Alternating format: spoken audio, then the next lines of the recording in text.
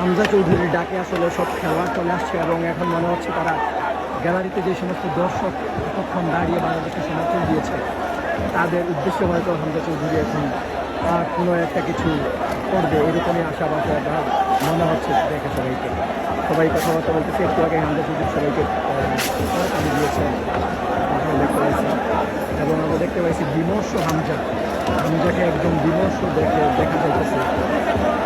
গোল খেলার পর তাকে আমরা মাঠে শুয়ে থাকতেও দেখেছি আসলে এতটা বিমর্ষ এবং ম্যাচের আগে সে কনফিডেন্টলি বলেছিল যে এই ম্যাচে আমরা জয় পাবো, এই ম্যাচে আমরা গোল পাবো।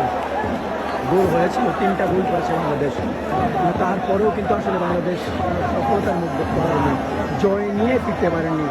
ব্যর্থতা ড্রটাও ড্রটাও হয়নি, শেষমেশ হারতে হলো বাংলাদেশকে। হামজা চৌধুরী আসছেন বাংলাদেশের গর্ব। হামজা চৌধুরী আসছেন জেনারেল সকল ক্রিকেট পড়াশোনা সবাই আসলে হামজা চৌধুরীকে গলা ভেঙে বসে কথা বলতে পারছে, দেখতে পাচ্ছে হামজা চৌধুরীকে। মানুষের উৎসাহের কোনো কমতি নেই, মানুষের উৎসাহের কোনো কমতি